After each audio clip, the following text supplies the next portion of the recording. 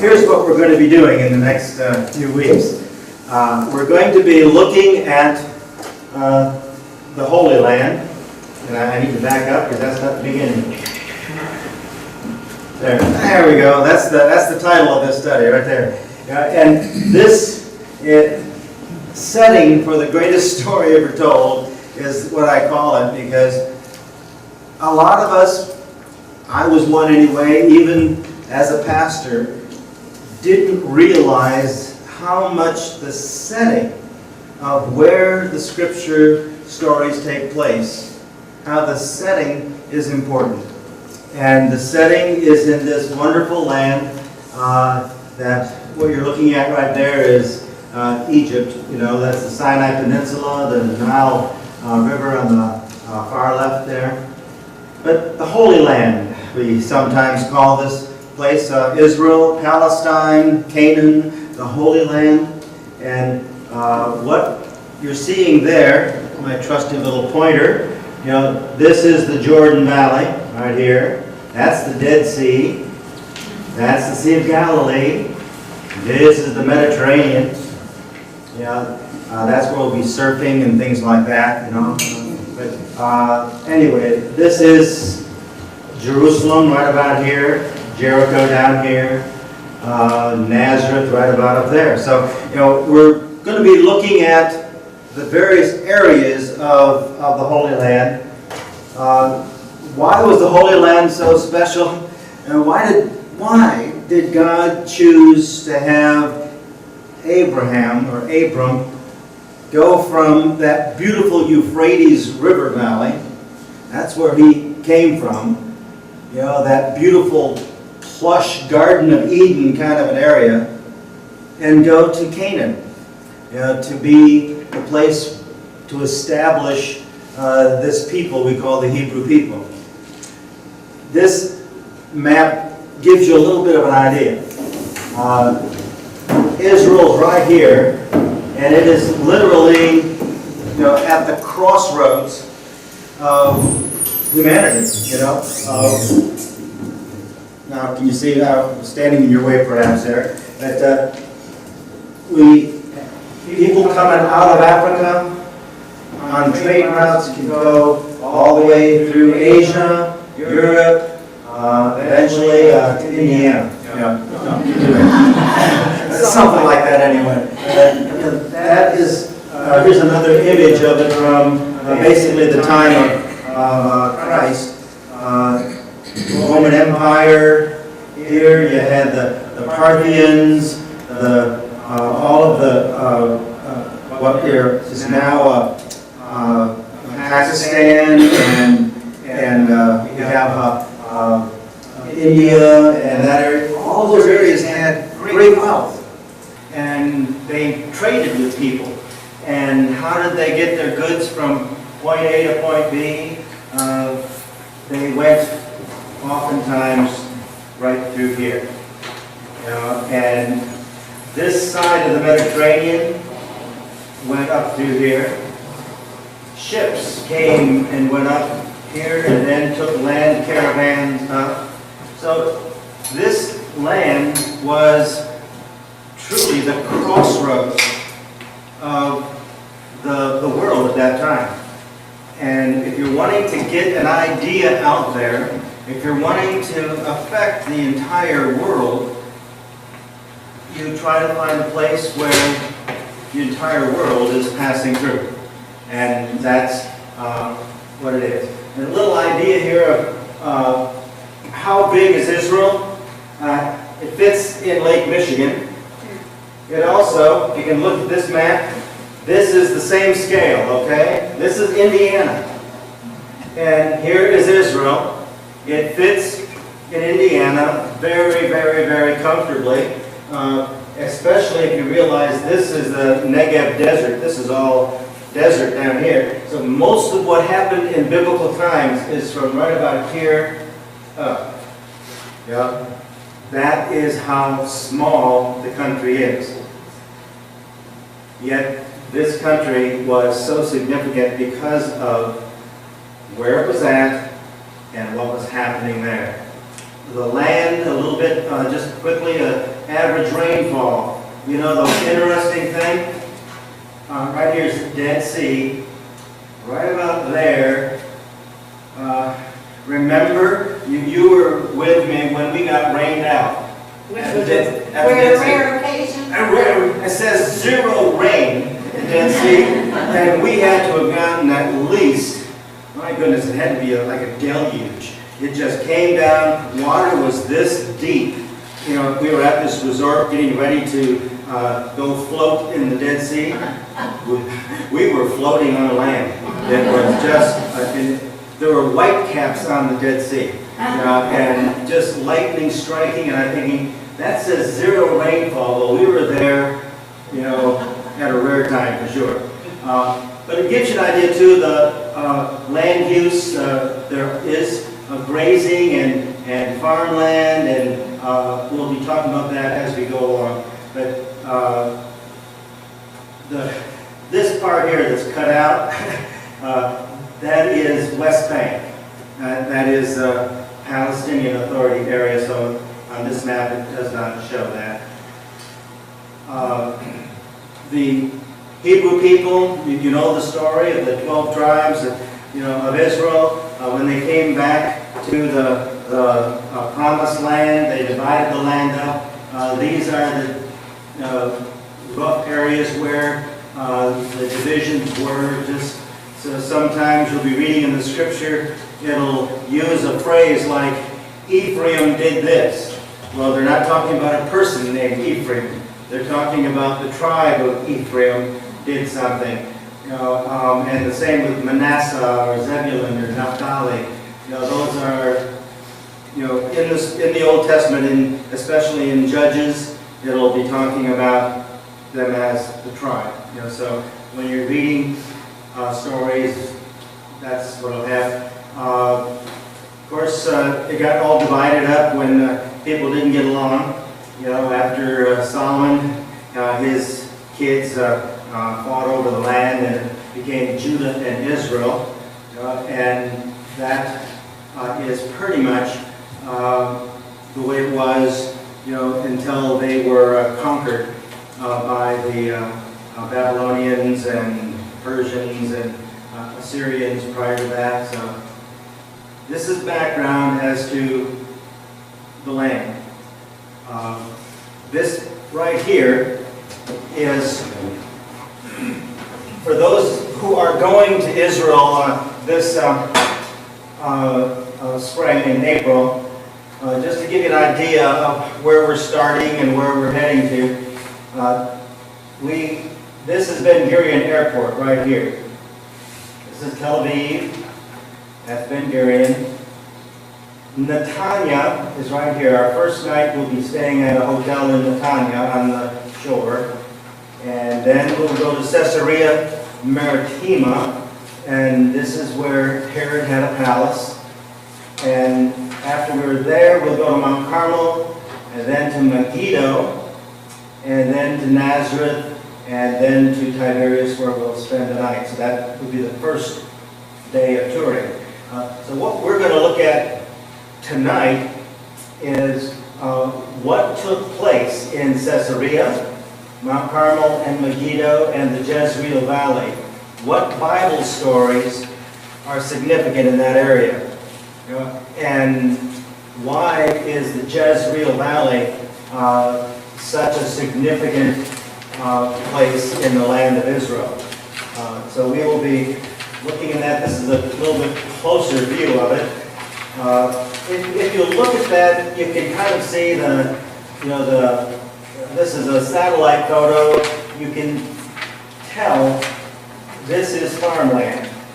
Okay, this is one of the most fertile areas you could possibly imagine.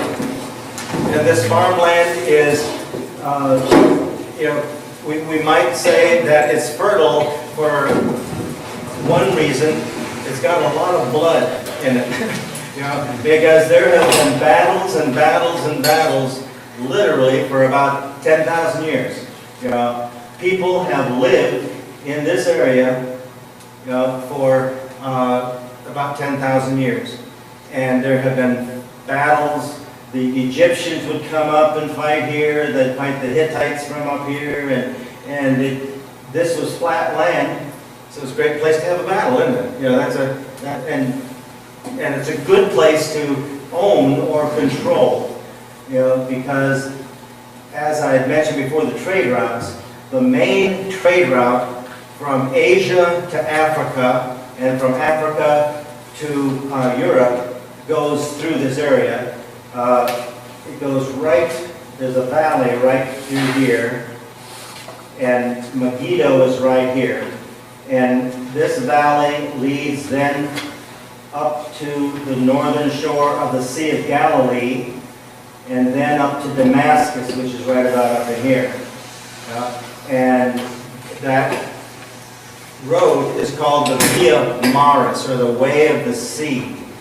And they would come, you know, with their caravans through here, and people are going to be selling goods and buying goods. It was a multicultural region of Israel in Jesus' day. You know, but long before Jesus' day, this was a populated area. It was not an empty land. When Abraham came here, there were people living here.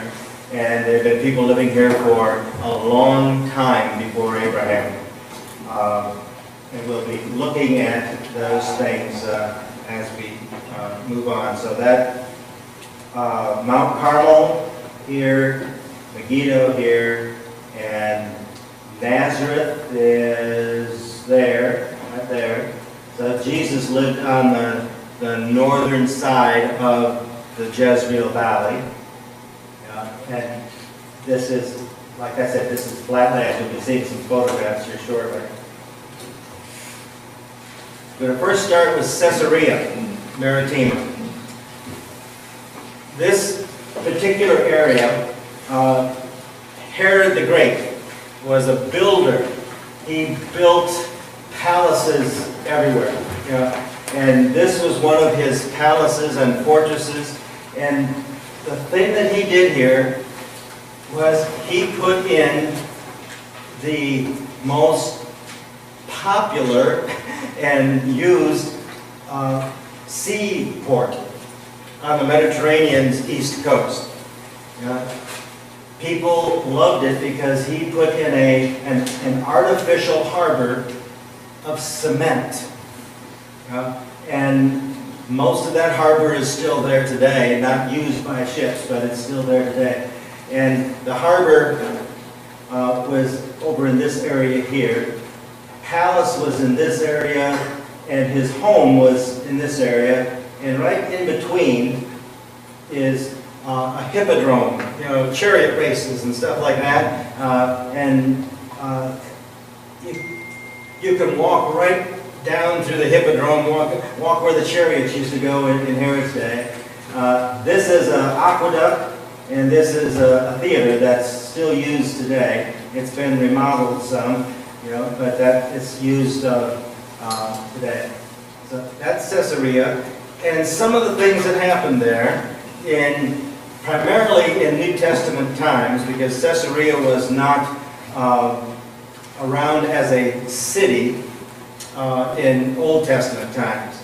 It was, you know, a city basically built by the Romans, and there was a Jewish community in the city, but it was primarily Gentile, non-Jewish, governmental individuals were there, and that type of thing.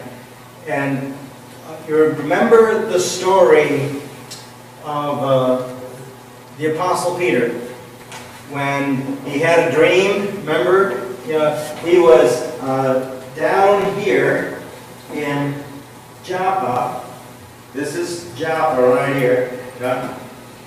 And he had a dream of this sheep full of all different kinds of animals and food, and the Lord saying, take and eat, and he said, I can't, it's unclean, and don't say anything the Lord has made is unclean. And the next thing he knows, there's somebody coming to the house, and that somebody is wanting him to come to Caesarea. because, well, we'll look at it. Let's look at the scriptures here in Acts chapter 10. Acts chapter 10.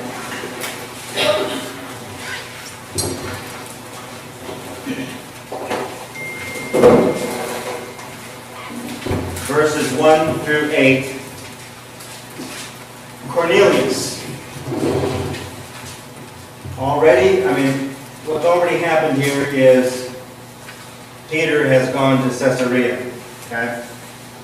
At Caesarea there was a man named Cornelius, a centurion in what was, a centurion in what was known as the Italian regiment. He and all his family were devout and God-fearing. It doesn't mean they were Jews. They were not Jews. He gave generously to those in need and prayed to God regularly. One day, at about 3 in the afternoon, he had a vision. He distinctly saw an angel of God who came to him and said, "Cornelius?" And Cornelius stared at him in fear. "What is it, Lord?" he asked. And the angel answered, "Your prayers and gifts to the poor have come up as a memorial offering before God. Now send men to Joppa to bring back a man named Simon, who is called Peter. He is staying with Simon the tanner, whose house is by the sea." When the angel who spoke to him had gone, Cornelius called 2 of his servants and a devout soldier who was one of his attendants. He told them everything that had happened and sent them to Joppa.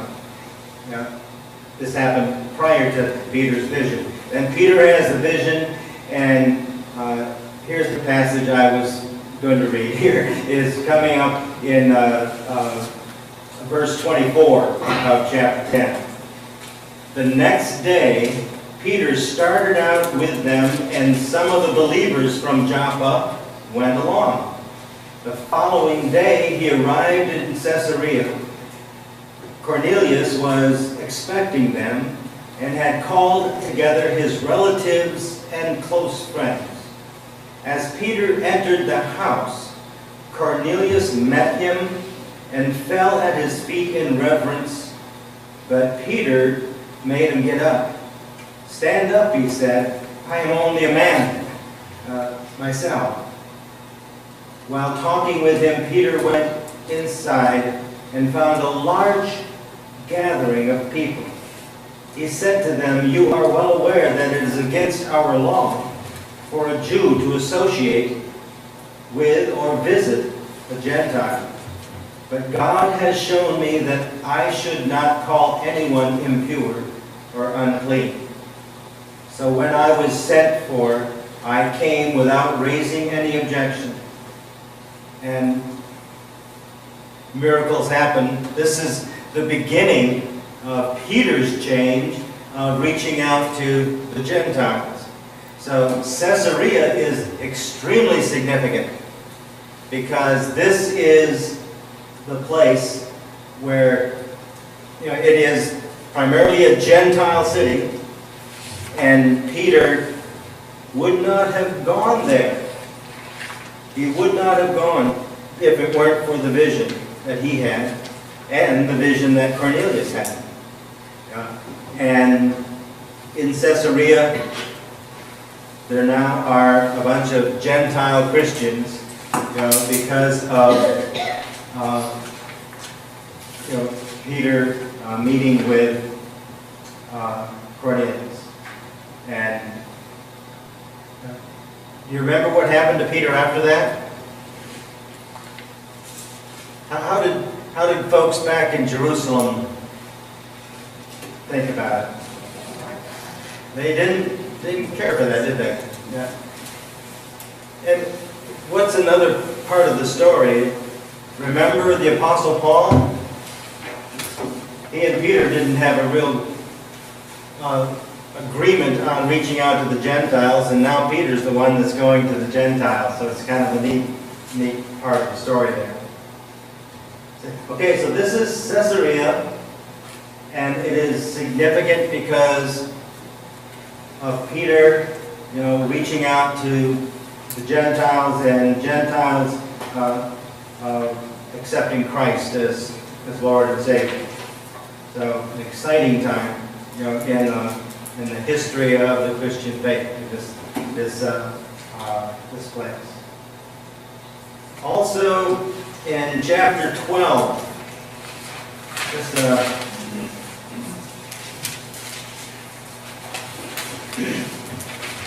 let me see which verse I want to start with here.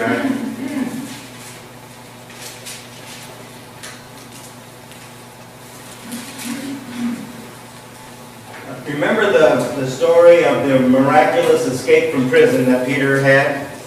And Herod was all upset, King Herod.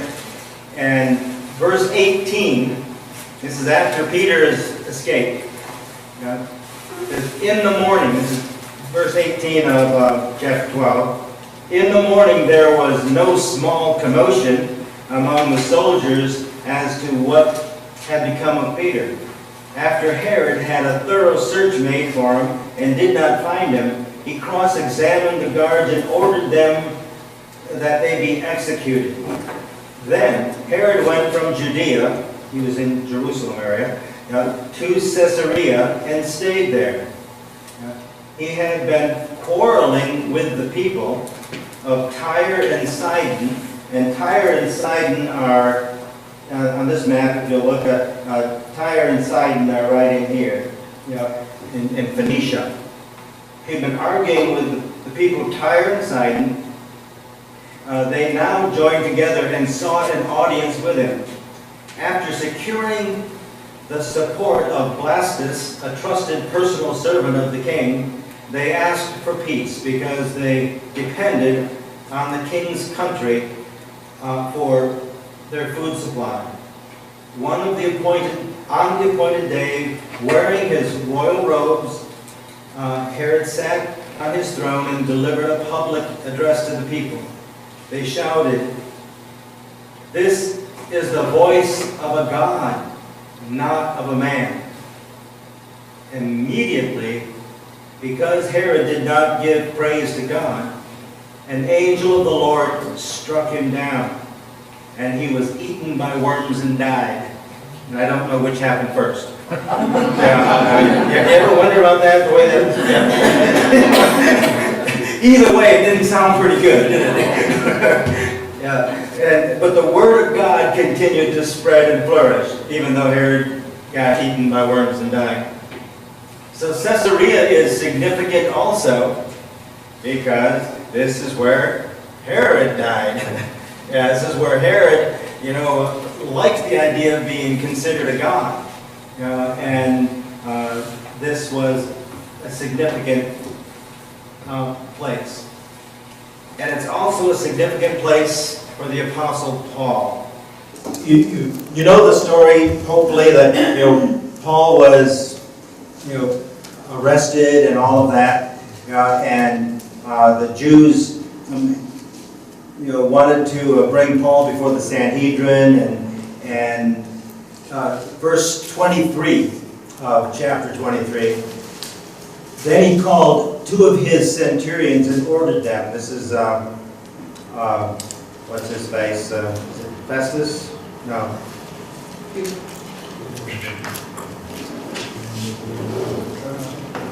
Who did the calling? I've lost my memory on that. Ananias. Thank you, Ananias. He's get ready. Detachment of 200 soldiers, 70 horsemen, and 200 spearmen to go to Caesarea at 9 tonight. Provide horses for Paul so that he may be taken safely to Governor Felix. And then there's a letter that was written to Felix. Verse 31. So the soldiers, carrying out their orders, took Paul with them during the night and brought him as far as Antipatris. The next day, they let the cavalry go on with him while they returned to the barracks back in Jerusalem. They delivered the letter to the governor, handed Paul over to him, and Paul was in prison then, in Caesarea. So Caesarea was a significant place. Gentile Christians, Herod died there, and Paul was in prison there for a couple years. So this was a significant, place. Let me see if there's a.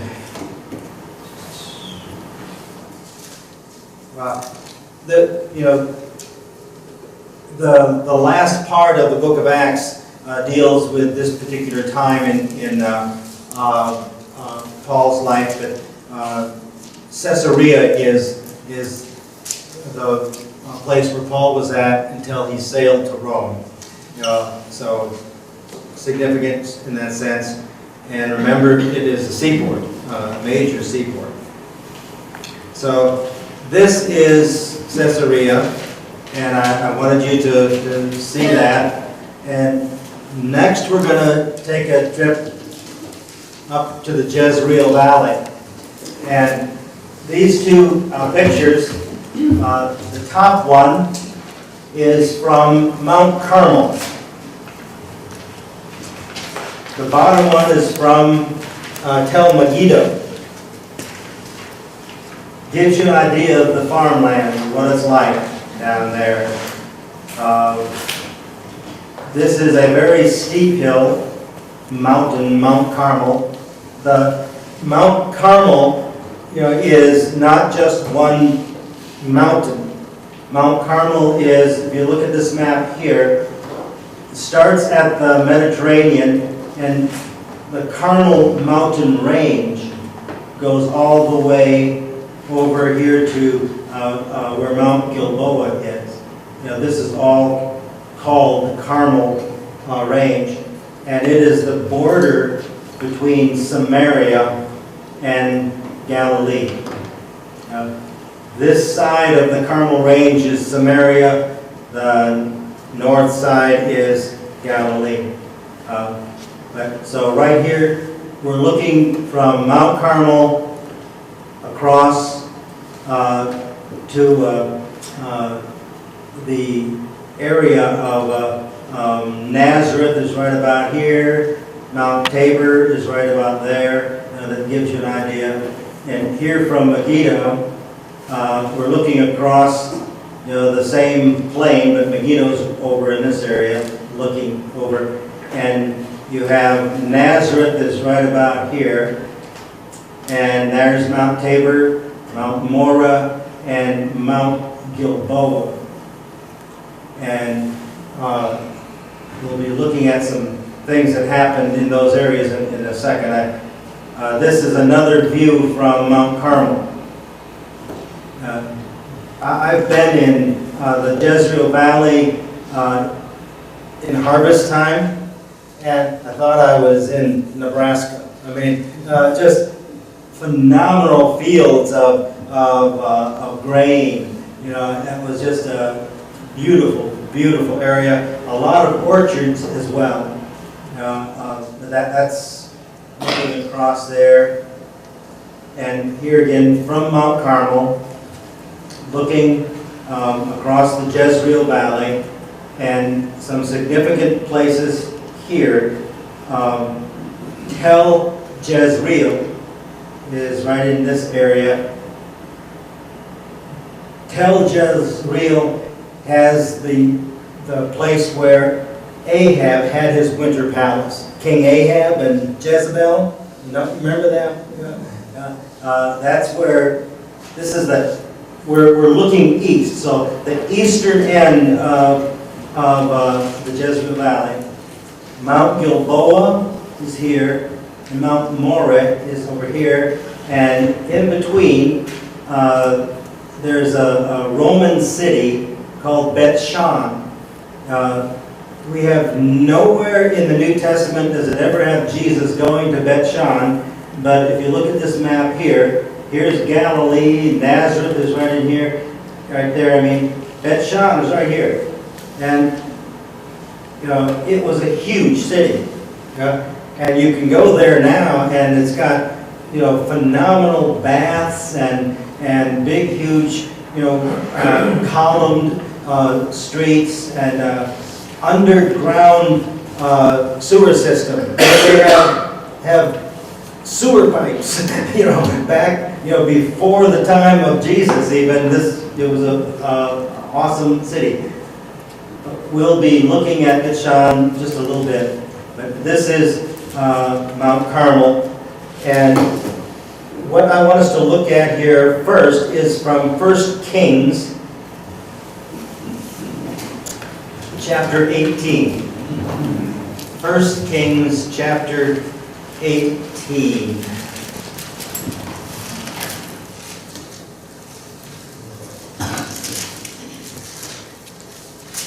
That's in the Old Testament, isn't it? Yeah. Okay. Remember the story? It's one of the, probably one of the favorite stories of a lot of folks. It's the story of Elijah and the prophets of Baal. Remember that story? Well, that's what we're going to, not going to read the entire story, but this is where it's at in Kings. In chapter 18, it has the story there. And the background of it, remember this was farmland, in Elijah's day too, okay? But something was happening. Remember the story, they had 3 years of drought. And Ahab was blaming Elijah for these 3 years of drought. And Elijah, had not been saying the nicest things about Ahab and Jezebel either, so he was a good one playing. But Ahab and Elijah are having a disagreement, major disagreement. And it ends up, a longer story than this, but it ends up here on Mount Carmel, where the prophets of Baal, remember how many there were? Yeah, 400 prophets of Baal. They build an altar, and Elijah, says, bring down fire, and they can't do it, and they go on and on and on trying to do this, and it happens on this mountain right here. And after they, fail at bringing down fire, and by the way, it's not just Elijah and the 400 prophets there. It was a major gathering. It was like there are, back in Bible times, there weren't a lot of things for entertainment, So, okay, Elijah's going to be up there with these 400 prophets, so a lot of people came. There were a lot of Jews that came up there, believing Jews, came up. And, there were those who were supporting the prophets of Baal. And it was a big event on top of the mountain. And now, Elijah, the story, they tear down the Baal's altar. They build a new one, totally new, and put all kinds of water on it. Barrels and barrels of water on this altar, and the Lord sends fire down, and it burns up, the scripture says it burns up the water and the stones. Everything is burned up. And it is from here then that the prophets of Baal are taken into the valley, and there is a river that goes through here. It's called the Kishon River, and it goes through the valley. That's not where it is. I think it's up in here. It's not that big now. It's more like a stream now. But that's where they were killed, at the Kishon River. And when you think you're looking down in the place where there were 400 prophets of Baal slaughtered, right down there, and that 400 was a small number of deaths compared to what usually happened in the Jezreel Valley, because it was a battleground from the beginning of time. We have later in chapter 18, we have Ahab and Elijah.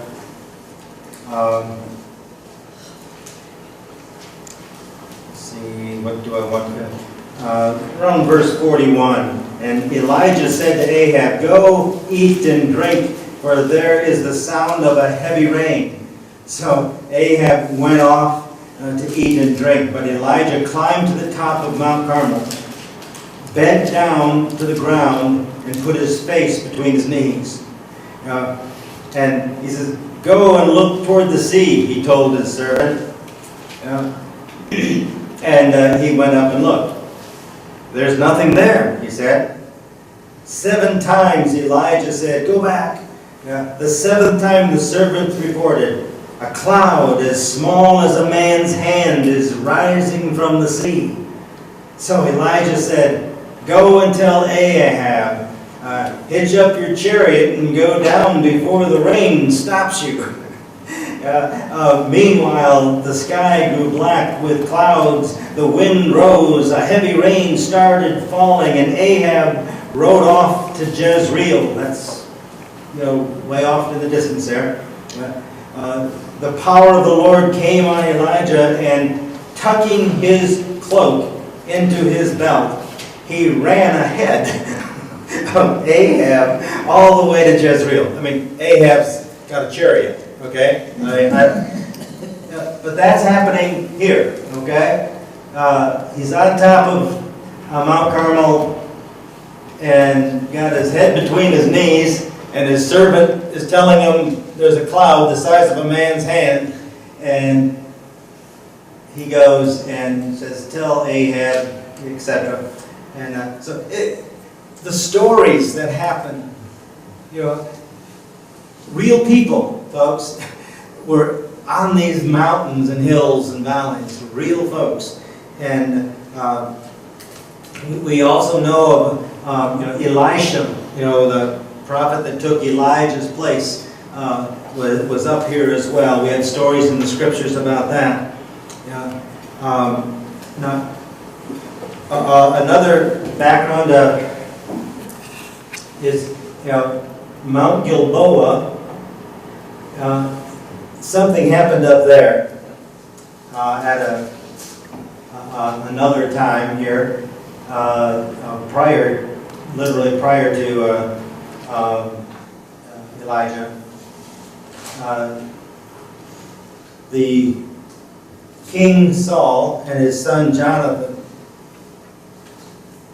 were killed in battle on Mount Gilboa. The enemy was down here in a little place called, I think, Sunim, or I can't remember the exact name. And they had 10,000 men or something of that nature. And the battle took place. Saul and Jonathan were both killed. And the scripture tells the story of them taking Saul and Jonathan's bodies to Bethshan. Remember, this is a Gentile city, and they hang them on the walls there in Bethshan as a, this is the king and his son. So that you hear of Saul and Jonathan. That was here. It was in this area. You've heard of Deborah, Judge Deborah, and Barak, and Gideon. All of these individuals, life was in this area. Their battles that they fought were all in the Jezreel Valley. We have Gideon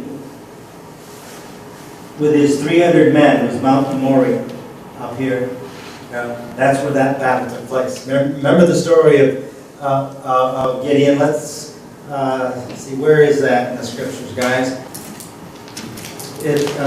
I want us to look at chapter 7, because this is where the battle takes place at Mount Moriah. Early in the morning, Jerubbaal, that is Gideon, and all his men camped at the spring of Herod, and the spring of Herod is on the other side of Moriah.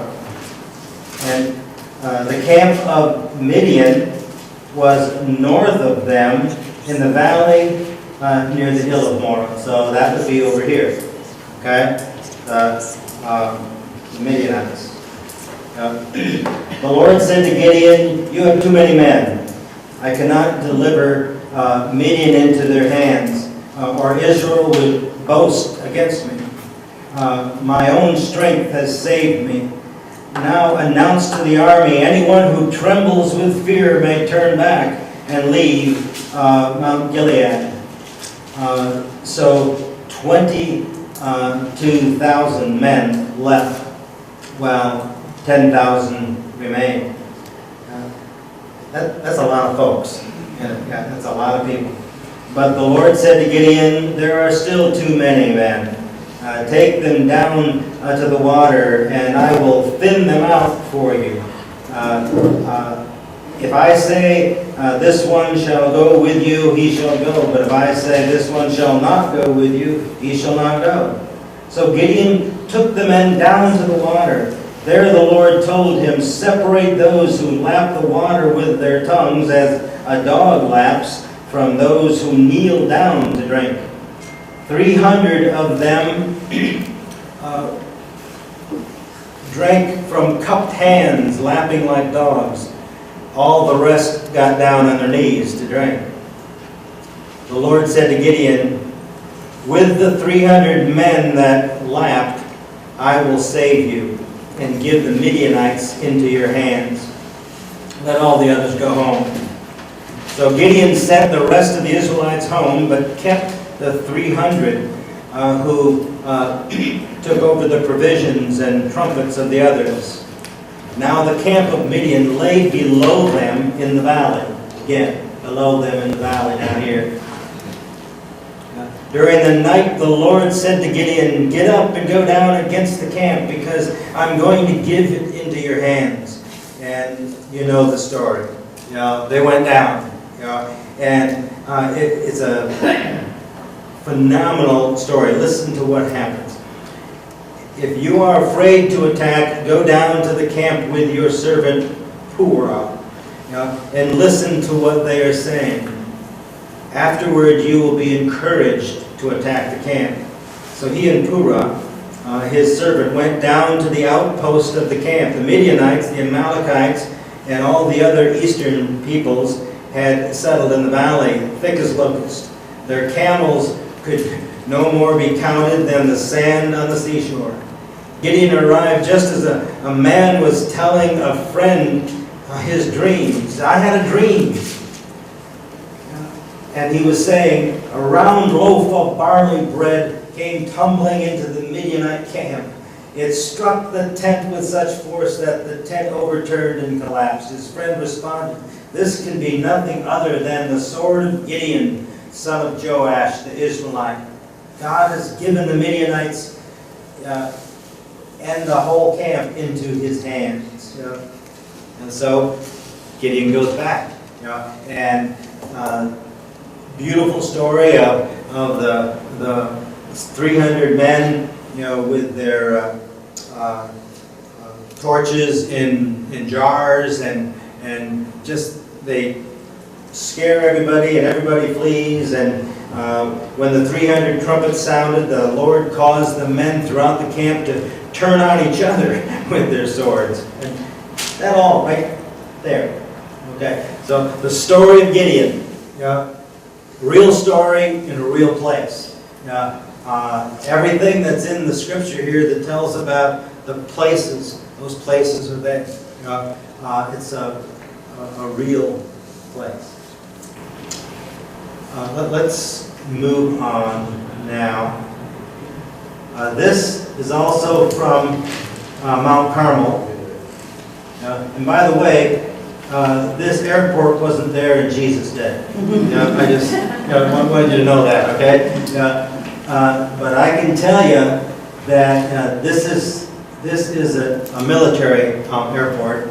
It's basically the Israeli air base. And when those jets go through, they don't have the rules that our jets have about breaking the sound barrier.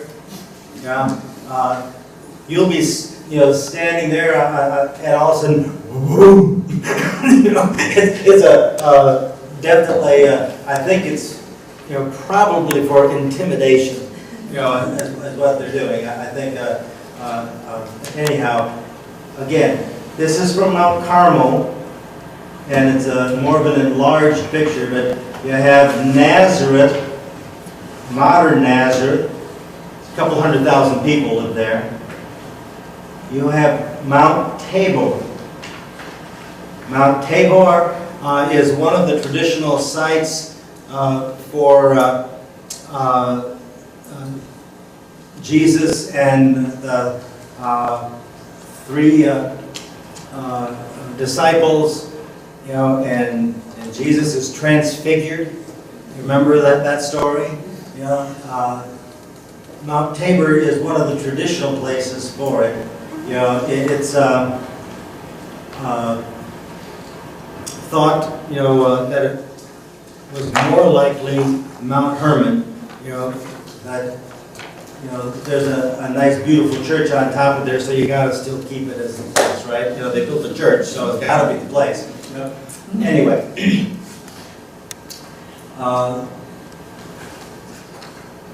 That's Mount Tabor right there. It's a pretty hill, isn't it? Yeah. This, and where we're standing here from this place, something took place here. This is the traditional place. It's called the Mount of the Precipice. Remember when Jesus was in the synagogue in his hometown of Nazareth? And he was reading from the prophet, and he said, as he rolls up the scroll, he says, "This is fulfilled today in your hearing." And they didn't like that. And they took him to the cliff here over looking the Jezreel Valley, to the Mount of the Precipice. And the view from there is awesome. And he got out of there. They didn't even know where he went. They didn't. It was one of those neat situations where it's like, I thought you have. And he just, escaped in the midst of the crowd, from there. Megiddo. This, if there's one thing about the Jezreel Valley that is significant in our understanding of things, it is one of the names for Megiddo, is Megiddo or Mageddon, Armageddon, and in the book of Revelation, let's look at that, shall we? Chapter 16. Okay, I see where I wanted to start here. Verse 12. The sixth angel poured out his bowl on the great river Euphrates, and its water was dried up to prepare the way for the kings from the east. Then I saw three impure spirits that looked like frogs. They came out of the mouth of the dragon, out of the mouth of the beast, and out of the mouth of the false prophet. They are demonic spirits spirits that perform signs, and they go out to the kings of the whole world to gather them for the battle on the great day of God Almighty. Look, I come like a thief. Blessed is the one who stays awake and remains clothed, so as not to go naked and be shamefully exposed. Then they gathered the kings together to the place that in Hebrew is called Armageddon. And the rest tells about the battle of the end time, Armageddon. Why was that significant? Obviously the end times, but also Megiddo has been a fortress. There are 25 civilizations, I believe. It is 23, 25 in this one tell. You know, in one hill, they have evidence of 25 different peoples living there over thousands of years. What we have up here, these gates, these are a double gate. You know, the gate doors would be between these pillars, these pillars, these pillars, and to get into the city, you would go through these gates, and if you broke down this one, there would be soldiers right there. If you break down the next one, there'd be soldiers right there, and not just that, they would be up here shooting down at you. So it's a fortified gate. This, what you're looking at, was built by Solomon. King Solomon was the last one, the last occupier of Megiddo. Now, I want you to think about that. 25 some civilizations, you know, had their fortresses there. The last one was Solomon. He had a chariot fortress there. The barns are still there. Parts of the barns where they held the horses. 200 horses, they think, were probably held there, I believe. I think that's the number. But it was a fortress that was made for withstanding a great siege. Like if the enemies come, it is on a hill. There, that's the fortress right there. That's Megiddo, okay? And oh, that's not it. Back up.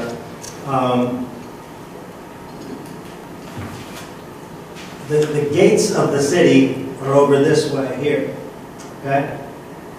And this is the stables were in this area here.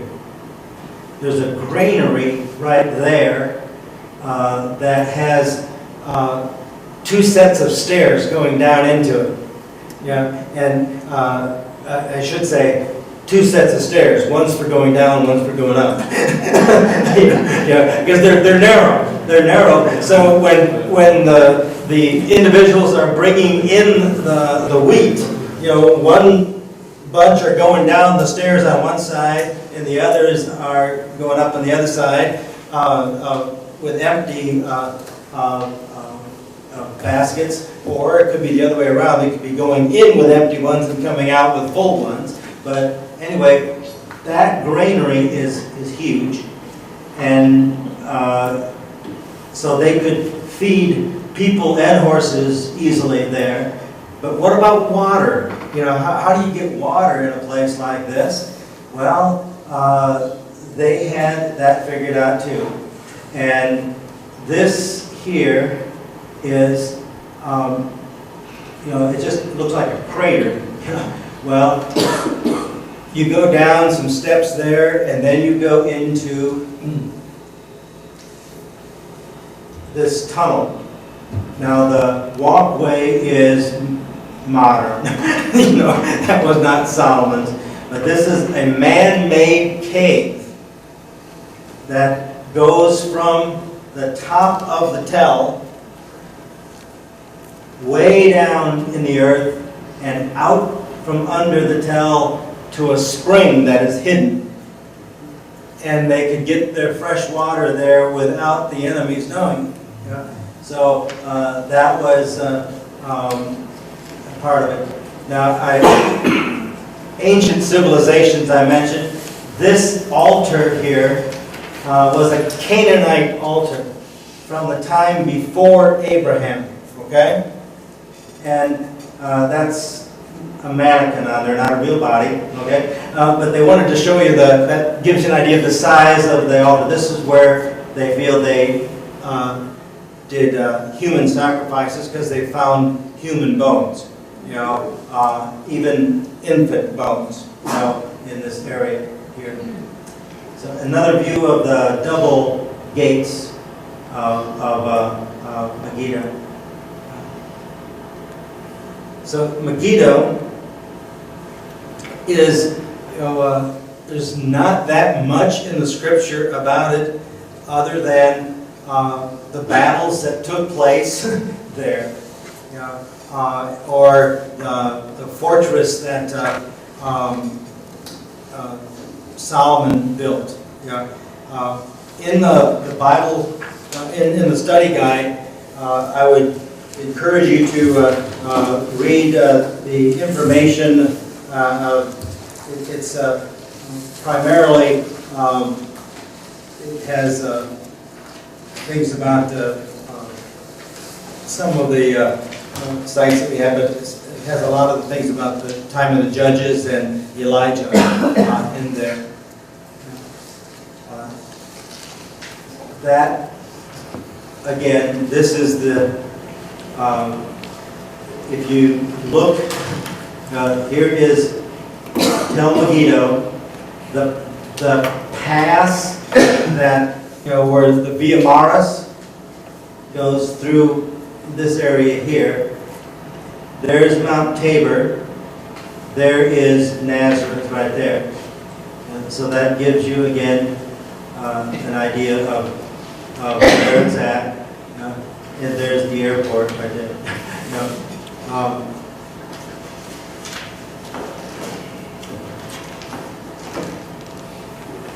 This, this map I showed you earlier, but I want you to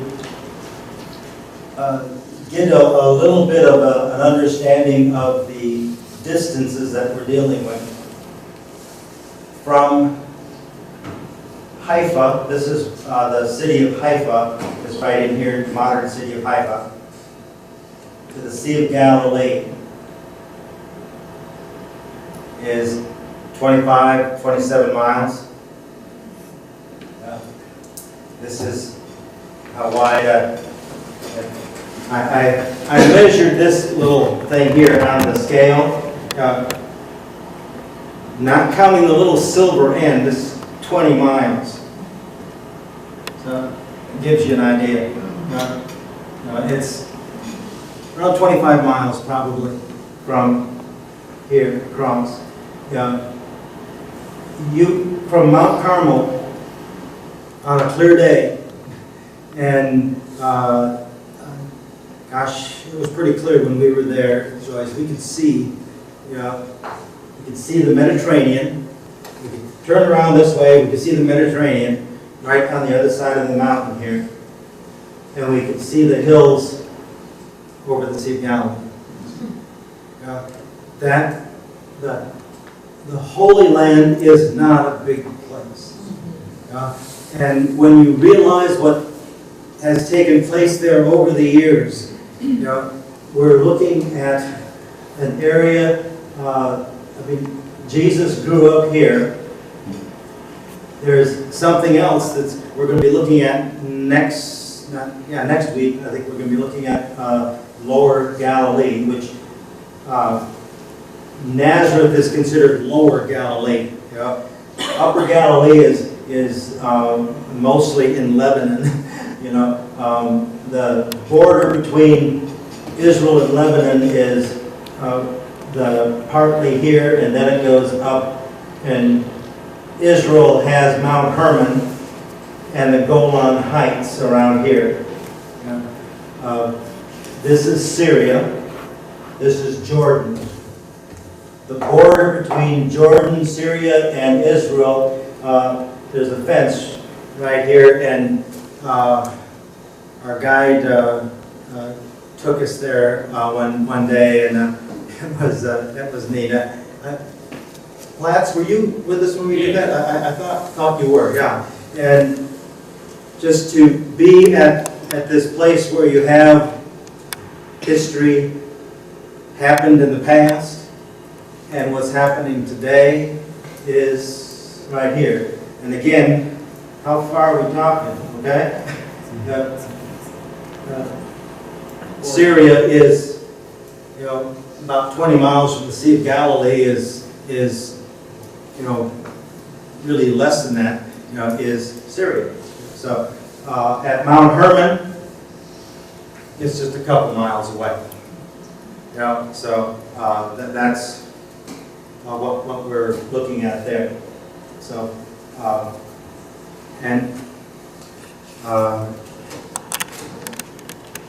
we look at this and we realize also that yes, it's a troubled area of the world, but it's amazing how safe it is in Israel. It is one of the safest places on the face of the earth because of their military.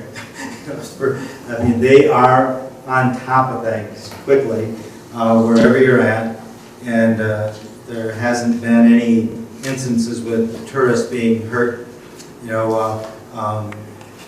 other than when they're off by themselves. There was a couple of tourists that got attacked in Tel Aviv one time at night.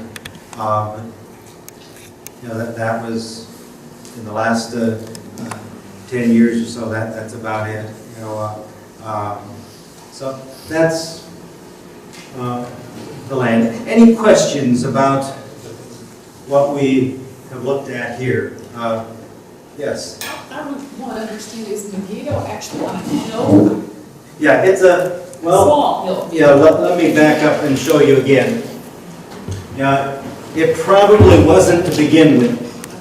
Yeah, a tell is, it's one of the ways they build things in the Middle East and other places of the world too. When we build something, we take the stuff that's there and remove it. We take the foundations and whatever. There, they just fill it in and build on top of it. So I don't know exactly. I'm guessing that it was probably higher ground, but much of that, I think one of the pictures gives us an idea here. This, the top of the tell is up here a ways. This is down into the tell, about 20, 30 feet down, into the tell. So that gives you an idea here too. This is excavations that they have done.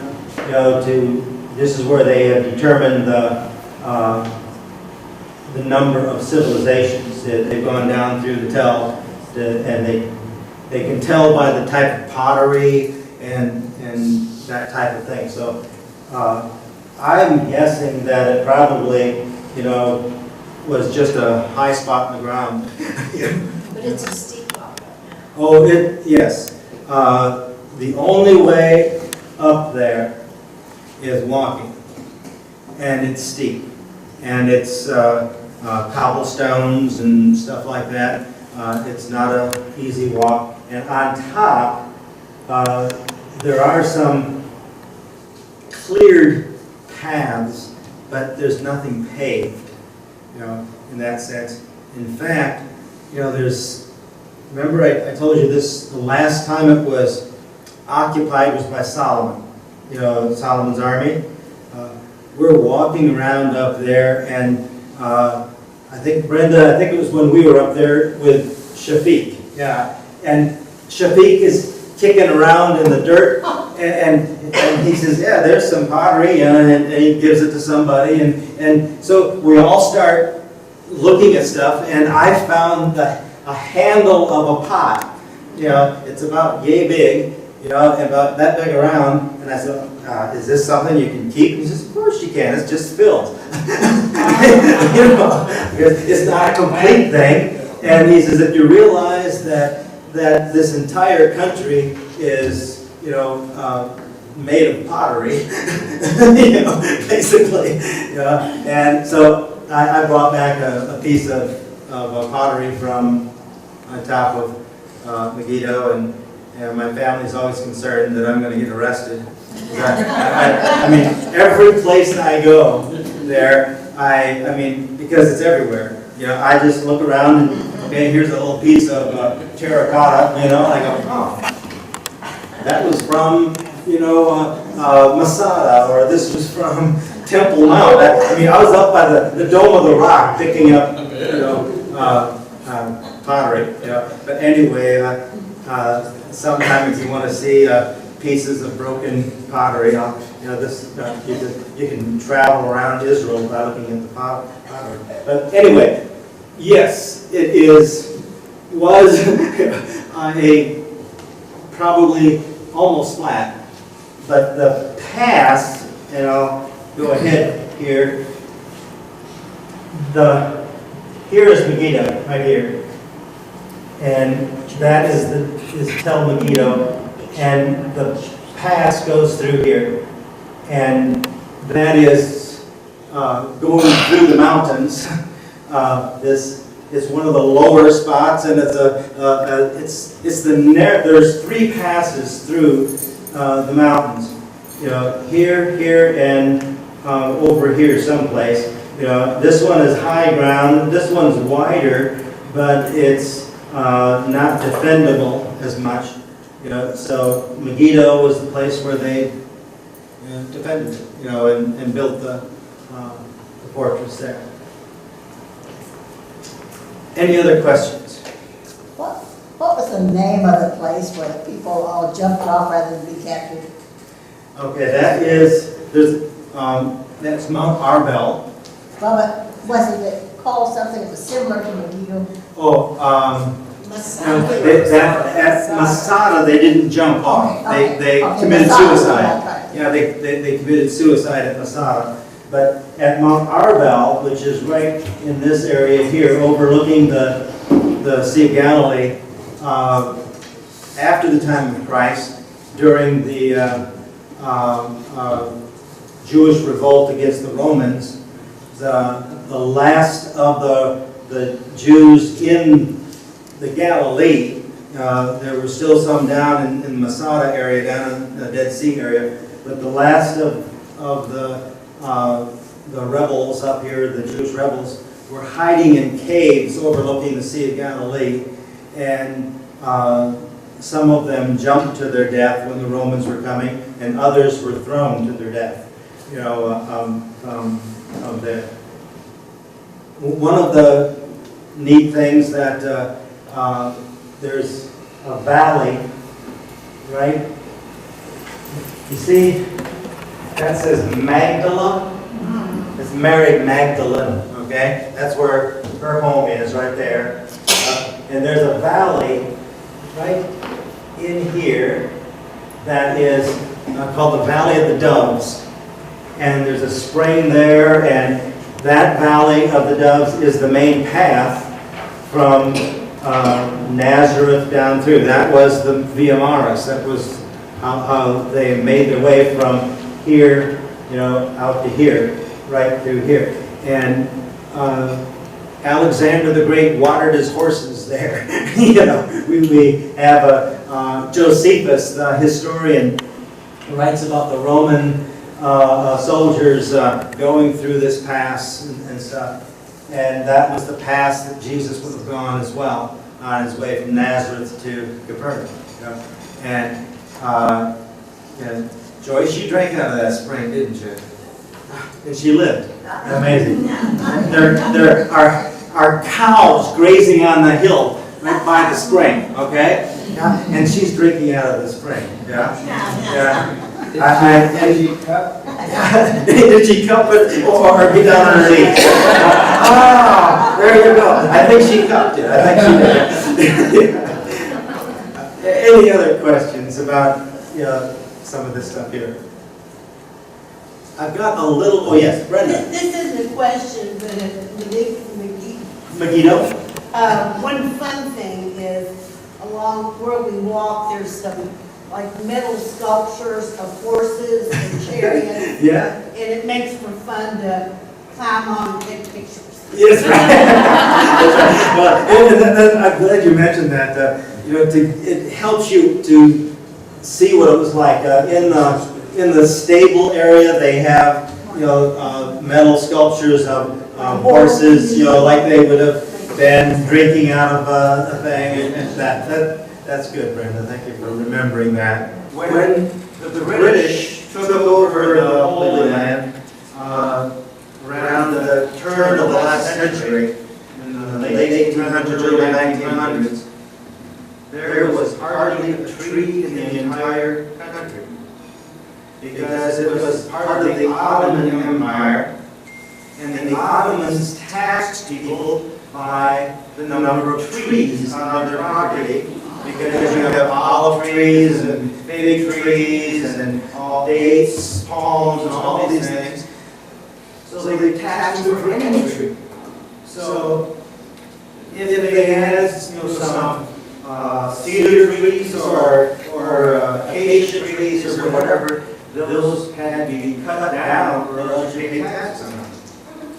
So the decades and decades and decades of Ottoman rule made the land of Palestine desolate because there wasn't vegetation. And when there isn't vegetation, there's going to be the land will dry up and it'll be horrible.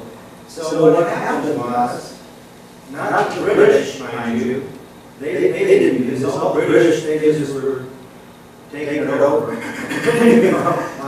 It was Jewish settlers from Europe who started to come into the Holy Land, and they formed kibbutzes, we call them today, little villages of workers, and they started planting trees.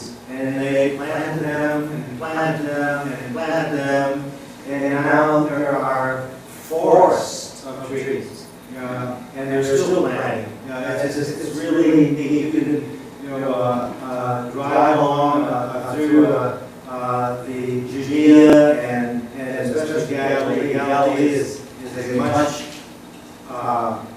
more fertile area anyway, so it's a lot of stuff going on there. I hope you enjoyed that video. I may show some others from those two guys, because they really have good devotion with it. I like their take on it too. Blessings on you. Next week, same time, same station.